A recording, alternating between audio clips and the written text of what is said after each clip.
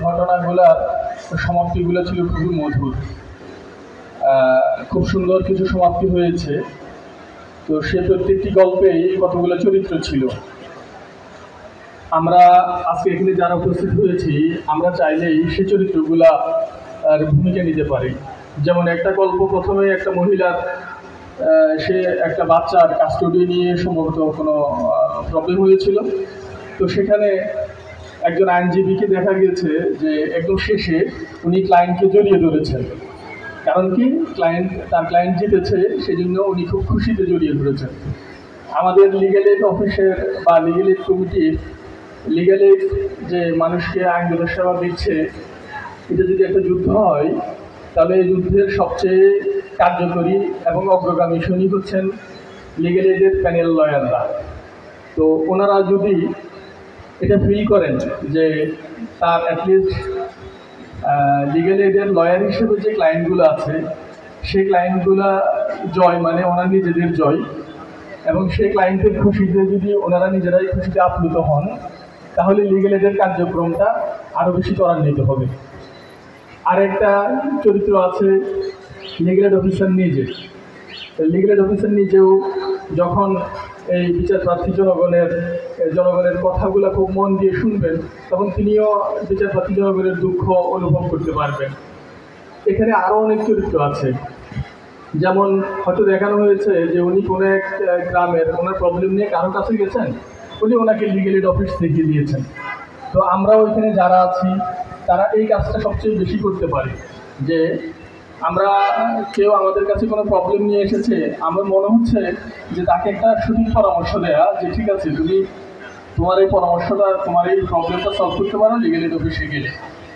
কারণ আমরা জেলা পর্যায়ে সবসময় বিভিন্ন অনুষ্ঠান করি, জেলা লিগ্যাল এইড অফিসারও জেলা পর্যায়ে থাকেন, উপজেলা পর্যায়ে এবং ইউনিয়ন পর্যায়ে এই বিষয়গুলো হয়তো অনেকে জানে না বা অনেকে এটা রিচ করতে পারে না। অনেকে চিন্তা করে আমি গ্রাম থেকে আবার জেলা সদরে কেন যাব, তার চেয়ে ইউনিয়ন পরিষদের চেয়ারম্যান বা স্থানীয় একজন মাতাব্বরের কাছে যায়।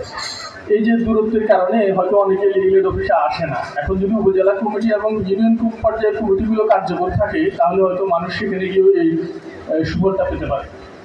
যাই হোক, আমরা এই লিগ্যাল এইড অফিসের প্রচারণা করে আমরা লিগ্যাল এইডের কার্যক্রম ত্বরান্বিত করতে পারি। এই প্রচারণার ক্ষেত্রে আমাদের কিছু বিষয় খেয়াল রাখতে হবে যে লিগ্যাল এইড অফিস আসলে করেটা কি।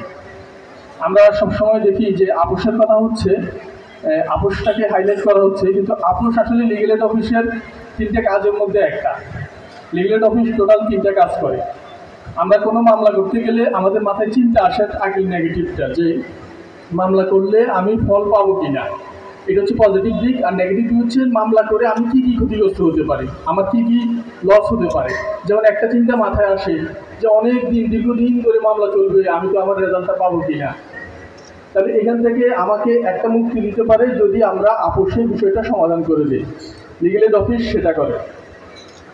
আরেকটা চিন্তা থাকে যারা একটু আর্থিকভাবে অসচ্ছল, এই যে আমি দীর্ঘদিন ধরে মামলা পরিচালনা করব, তাহলে আমার তো অনেক টাকা খরচ হবে, আমার প্রার্থিত প্রতীকের যেটা তার চেয়ে দেখা যাচ্ছে আরও বেশি খরচ হয়ে যাচ্ছে। আসলে আমরা অনেকগুলো ছোটো ছোটো বিরোধে কোর্টে আসি না এই জন্য যে আমার যে বিষয়টা নিয়ে বিরোধ, দেখা যাচ্ছে সেই বিরোধটার জন্য কোর্টে যেতে গিয়ে ওই বিরোধের মূল্যের চেয়েও বেশি আমার টাকা খরচ হয়ে যাচ্ছে।